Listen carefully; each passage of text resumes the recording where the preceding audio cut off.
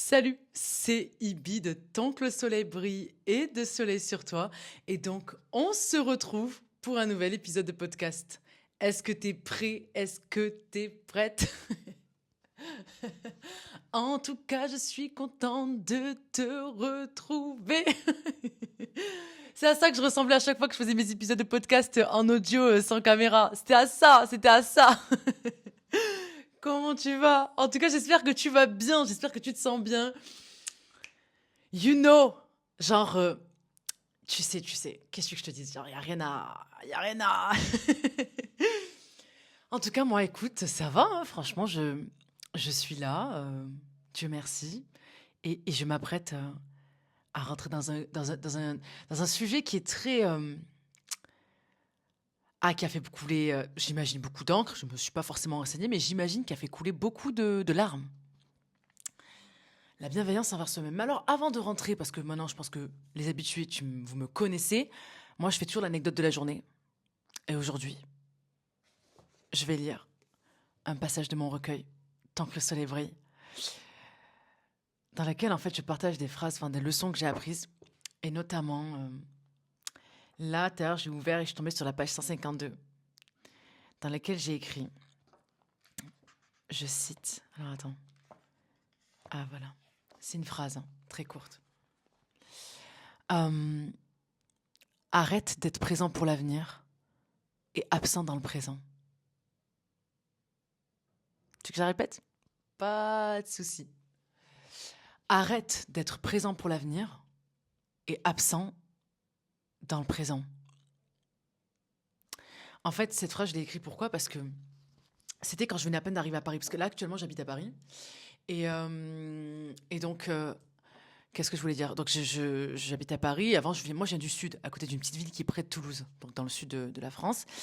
Et quand je venais d'arriver à Paris, genre, c'est le rythme, t'es là, tu te dis, mais qu'est-ce qui se passe? Où est-ce que je vais? Genre, j'ai cru que j'allais tomber en burn-out, mais je dis même pas ça en mode, c'est une expression. Je sais parce que c'est vrai. Genre, vraiment, j'étais, mais crevée de fou parce que, en même temps, j'étais étudiante, j'étais en alternance. Mon alternance, enfin, mon école, elle était à Strasbourg, enfin, ma fac, elle était à Strasbourg et je faisais, enfin, enfin, voilà, quoi, j'étais vraiment crevée. Et nouveau rythme et tout. Et en fait, au bout d'un moment, je me suis surpris, effectivement, à penser ce que j'ai écrit, du coup, dans mon recueil, cette phrase sur mon téléphone à ce moment-là, du coup.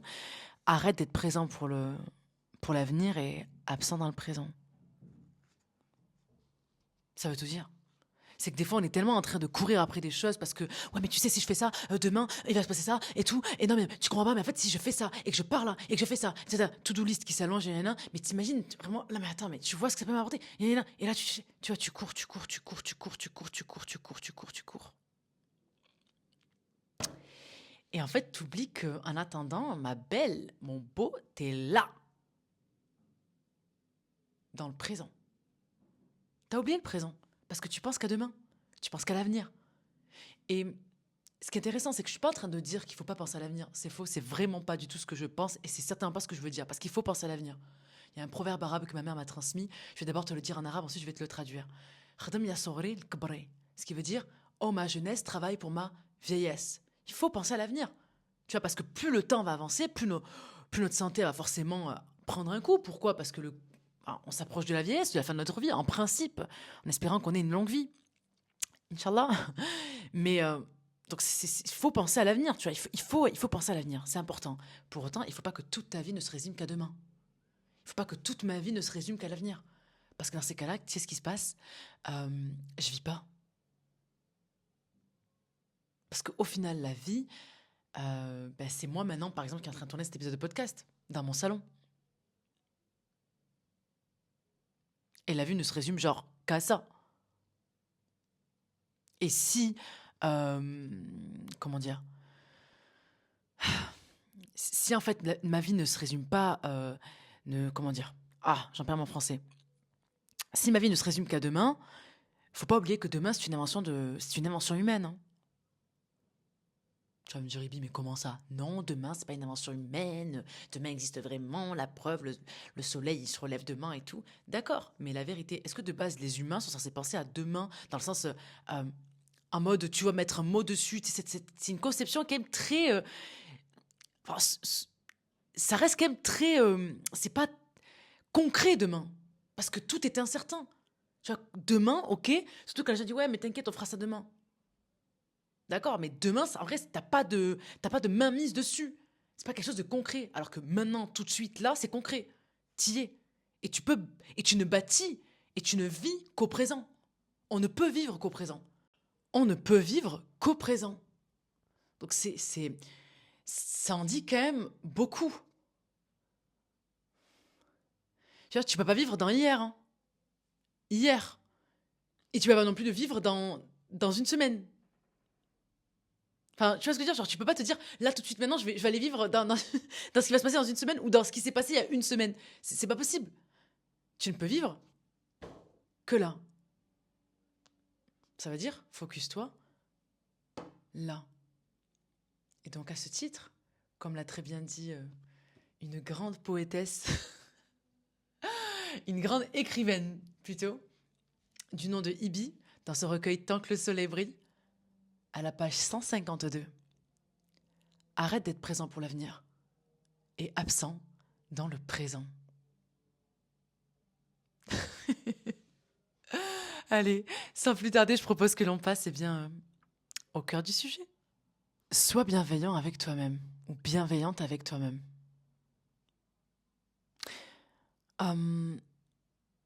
Je pense que, et je vais dire ça à moi la première parce que pour le coup, vraiment, je sais que tous mes épisodes parlent forcément de moi, on va pas se mentir. Hein. Sans, je l'ai toujours dit, tout ce que je dis, je me le dis à moi la première. Mais vraiment, quelqu'un qui n'est pas bienveillant envers lui-même ou elle-même, tu ne peux pas avancer dans ta vie. C'est un gage d'échec. Voilà, je n'ai pas d'autre mot que ça. C'est véritablement un gage d'échec que de ne pas avoir la capacité, l'habilité d'être bienveillant, bienveillante envers soi-même. C'est un gage d'échec. Pourquoi? Parce que si à chaque fois que tu te trompes, tu te considères comme nul ou pas à la hauteur, en fait, ça veut dire que tu es en train d'attendre de toi en tant qu'humain, humaine, quelque chose qui n'est pas humain, humainement possible.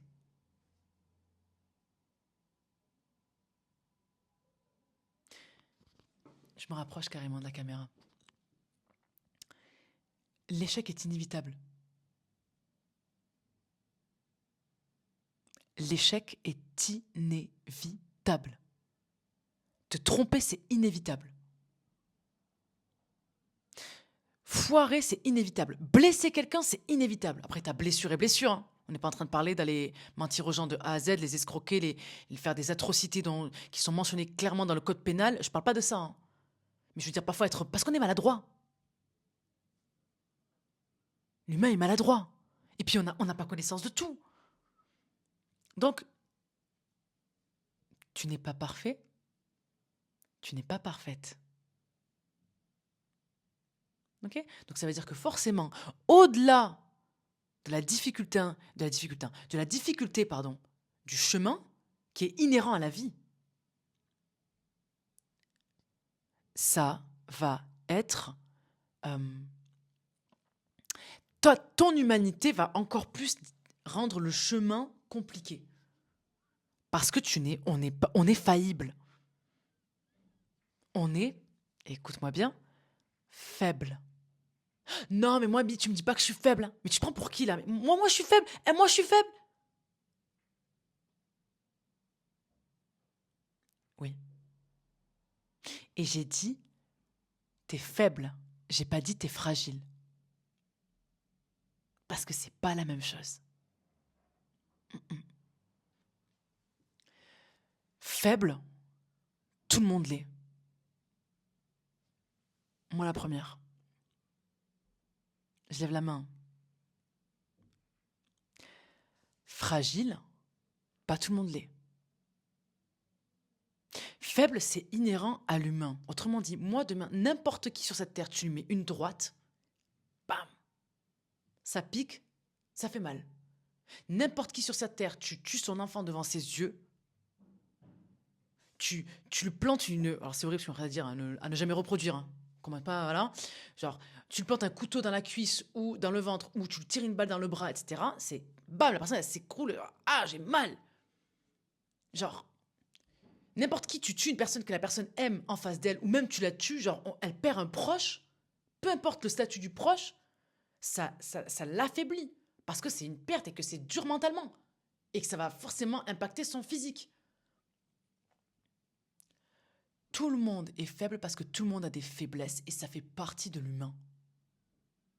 Mais la fragilité, à l'inverse de la faiblesse qui, elle, est inhérente à l'humain, autrement dit, ce n'est pas un choix que d'être faible.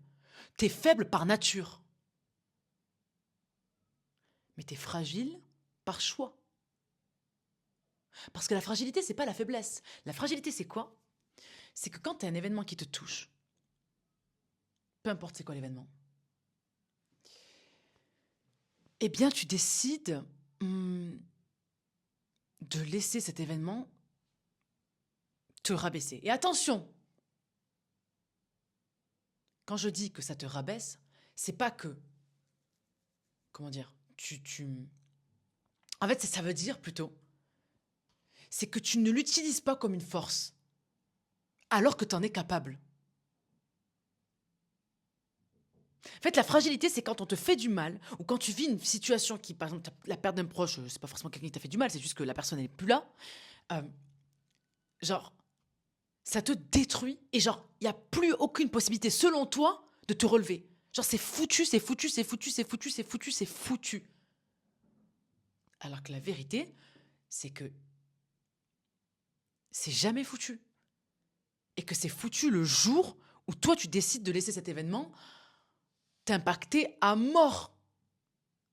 Et quand je dis tu décides, ça ne veut pas dire que tu n'as pas le droit à un moment, à moi la première, je dis ça, à ce que ça te laisse sombrer, parce qu'il y a de la force dans le fait de se laisser sombrer un temps. Tu dois aller, genre, il faut que, si ça te fait mal à ce point, ça veut dire que tu dois aller vivre tout ce que tu es censé ressentir par rapport à l'événement que tu ressens. La tromperie, la perte d'un proche, la mort, la maladie, un accident, la perte d'un bien de valeur, de, je sais pas, peu importe ce que c'est, genre vraiment ça t'affecte, c'est normal. Ça doit t'affecter, c'est la vie, c'est comme ça.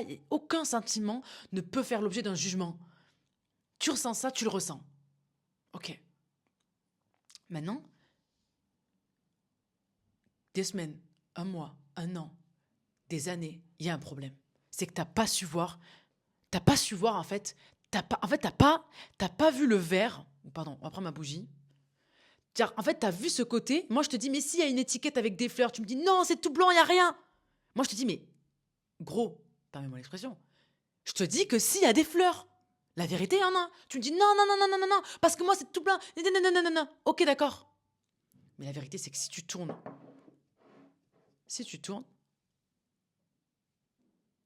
bah, tu vois que... Oula, attendez. J'ai un problème. Attends, en fait, je vois plus ce qu'il y a. Voilà, hop. Tu vois que... En fait, il y a des fleurs. Bon, là, l'exemple, il est pété, mais... Genre, on se comprend. Tu vois, genre, on se comprend. Tu sais, c'est comme ça, genre, en gros... Un truc que je dis aussi, c'est que tu me dis... Non, mais tu comprends pas. Genre, imaginons, parce que là, j'ai du café et du lait avec... Imaginons, je te dis, tu me dis, non mais là, la tasse, elle est trop chaude. La tasse, est trop chaude. Et moi, je te dis, mais frérot, attends, pas que tu vois. Genre, toi, tu la prends comme ça, là. Imaginons, t'es face à moi, tu la prends comme ça, la tasse. Tu me dis, mais ça brûle, mais ça brûle, mais ça brûle. Je peux pas. En fait, tu comprends pas. C'est horrible. Il y a pas d'autre façon. En fait, c'est foutu. C'est foutu, c'est foutu. Moi, je te dis, mais gros, mais juste, faut que tu changes de point de vue parce que la vérité, c'est que ça peut vraiment mieux se passer. Genre, faut juste que tu attrapes la langue. Mais tu comprends pas. Nanani, nanana. Et le jour, et j'espère que ce jour arrivera, parce qu'il y en a qui meurent sans l'avoir vu, tu tournes la tasse et que tu vois qu'il y a ça, et que ça brûle plus.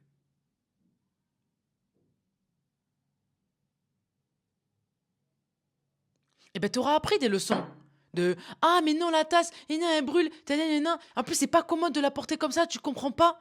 D'accord, mais il y a d'autres points de vue qui te permettent de mieux vivre et d'accepter et de revenir plus fort par rapport à l'événement que tu es en train de vivre. Tu vois, il y a l'espèce de truc là. Mais il faut que tu tournes la tasse. Il faut que tu acceptes de changer de point de vue. Genre, si tu tournes pas la tasse, tu vas pas le voir, hein, qu'il y a ça. Hein. Pourtant, qu'est-ce que c'est pratique de fou. Ça te permet de mieux boire ton... Carrément, j'ai bu. Ça te permet de mieux boire ta boisson. Tu vois, c'est tellement plus easy. Plus easy. Voilà. Mais il faut que tu acceptes de changer de point de vue. Et ça, souvent, c'est très dur parce que ça veut dire que tu dois accepter que tu as eu tort.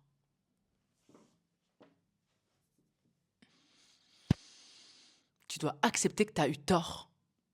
Et ça, il y en a plein qui n'acceptent pas.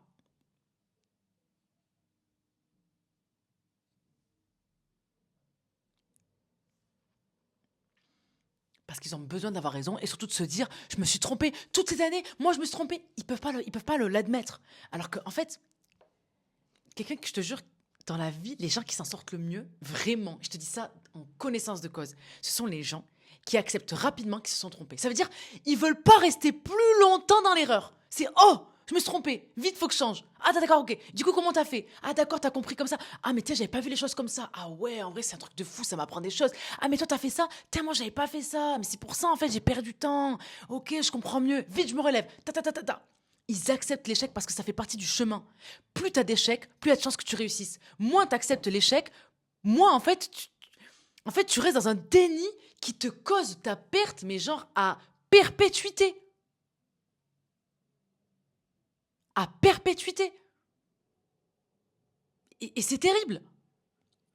C'est terrible. Et souvent, les gens qui acceptent cet échec-là, plus rapidement, c'est parce qu'ils sont bienveillants envers eux-mêmes. Ils ne font pas d'une erreur une généralité. Ce n'est pas parce que je me suis trompé là, ou que j'ai foiré là, ou que ce projet n'a pas marché, qu'en fait, je suis moi nul intrinsèquement à l'intérieur, et que c'est fini, et que je vaux rien, et blablabli, et blablabla. Non, ils s'arrêtent, hein. Là, dans ces circonstances-là, t'as pointé, bam, bam, bam, j'ai échoué et j'ai pas été bon. Alors que nous, par exemple, on peut faire non, mais ça, et du coup, tu cogites à droite, à gauche, et tu te trouves des motifs pour ne plus jamais réessayer, et pour ne plus tenter, pour ne plus vivre finalement. Mais au final, est-ce que ça, c'est quelque chose que tu aurais conseillé, même aux personnes qui te sont le plus chères dans ta vie? Certainement pas. Alors pourquoi tu le fais avec toi? La bienveillance envers soi-même, c'est indispensable. C'est indispensable dans la vie. Tu veux bien vivre, tu veux te sentir bien, tu veux réussir, tel qu'on l'entend avec tout ce que ça peut signifier pour toi, réussir, sois bienveillant avec toi-même. Je sais pas, ce mois-ci, tu as remarqué que tu n'arrives pas à atteindre tes performances en sport alors que de base tu faisais beaucoup mieux. Mais c'est peut-être qu'il y a un truc avec ton corps qui est fatigué, je sais pas quoi en ce moment, qui le stresse et tout. Et tu dis, ok, bah écoute, moi en ce moment, je peux pas soulever 100 kilos en RDL, bah écoute, tant pis, je vais faire 80. Alors que la personne qui est pas bien, elle va dire, putain, mais en fait, j'ai chuté, en fait, c'est bon, j'arrête. Et il y avait justement une. C'est ça qu'en vrai, des fois, les réseaux sociaux, c'est. Comment dire? C'est vraiment intéressant pour ça. Il y avait justement une fille, elle avait fait une vidéo, je crois que c'est une américaine, où, en gros, elle a imagé avec le make-up ce que ça pouvait donner une personne, tu vois, qui avait ce genre de discours envers elle-même. En fait, elle avait fait quoi? Elle était en train de faire, tu vois, par exemple, elle disait, en fait, comment dire? Elle l'a pas dit parce que c'était juste avec des images, tu vois. Donc on voyait son visage, elle était en train de se maquiller, de faire son contour des lèvres. Et puis en fait, comme elle a raté un tout petit peu, genre en mode, elle a mis un petit truc ici, genre après elle a pris son crayon, elle a foutu partout sur tout le visage en mode genre, mais tu te dis mais il y a pas, il y a pas à faire ça en fait. Mais en fait c'est totalement vrai. Genre c'est ridicule. Si quand je te dis ça, tu vas me dire mais Ibi, c'est ridicule de faire ça, ça n'a aucun sens. T'aurais pu très bien enlever ton petit point et c'est bon, recorriger. Non, elle a pris son crayon, elle a dit oh j'ai loupé juste ici et puis bam bam bam bam bam bam bam. Mais en fait, ce qui est drôle, c'est que ça paraît ridicule quand je te le dis comme ça. Mais il y a combien de fois où on a fait ça sur des sujets divers? En fait, on s'est dit, bah, oh, J'ai mangé un cookie et je n'aurais pas dû le manger parce que de base, je m'étais dit que depuis le janvier 2025, je arrêterais de manger des cookies, etc. Et regarde, j'ai pas tenu, alors que de base, c'était ma promesse. Et du coup, je vais. Mais en fait, ça veut dire que je suis nulle. Ça veut dire que du coup, je peux pas tenir mes promesses. Ça veut dire en fait que j'arriverai jamais à perdre du poids. Ça veut dire en fait que j'arriverai jamais à arrêter le sucre. Mais du coup, ça veut dire que je suis nulle. Non, mais ouais, c'est vrai. Et bah, du coup, bah, vas-y, je m'enfile de sucre. Ouais, c'est bon, j'arrête mes trucs. Parce que regarde, quand même, j'aurais jamais dû. Mais tu te rends compte, Ibi? Mais non, mais tu comprends pas en fait. Non, mais tu ne comprends pas. Mais là, je crois que tu comprends pas en fait, Ibi. De base, c'est pas ça mon truc. Et là, je me rends compte que j'arrive pas à tenir ma parole. Mais du coup, il y a un gros problème en fait. Non, mais c'est bon, en fait, du coup, moi, j'arrête tout.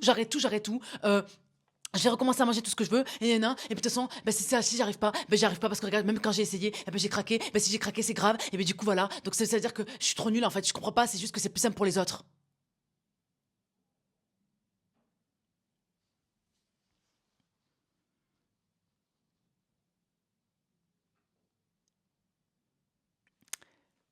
Hmm. C'est ça qu'on fait. C'est ça que l'on fait plutôt, c'est pas français ce que j'ai dit.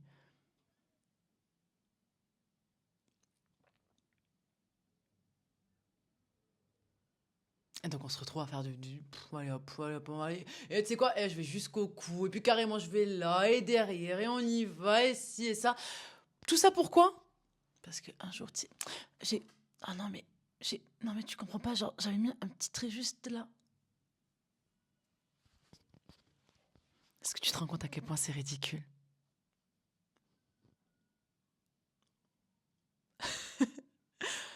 C'est ridicule. Bien sûr que ça l'est. Mais c'est ça le manque de bienveillance envers nous-mêmes. Ça conduit à ça.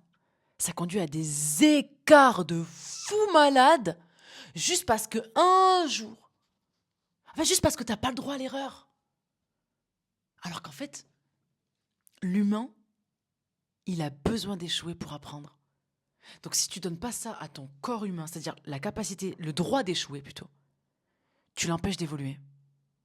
Et je suis pratiquement certaine que ce n'est pas ce que tu veux. Et logique d'ailleurs. Tu dois être bienveillante envers toi. C'est une nécessité. C'est pas une possibilité, c'est pas si je veux, c'est pas si je peux. Déjà, tu peux. Moi, je te le dis, tu me connais pas, je ne te connais pas, mais je sais que tu peux. Genre, je, regarde-moi dans les yeux. Je mens pas, hein. Je ne mens pas. Je sais que tu peux. Donc ça veut dire qu'à partir du moment où tu crois que tu ne peux pas, c'est que tu te mens à toi-même, parce que peut-être que tu n'as pas envie de fournir les efforts nécessaires pour y arriver. Et ça, c'est un autre sujet. Mais tu peux.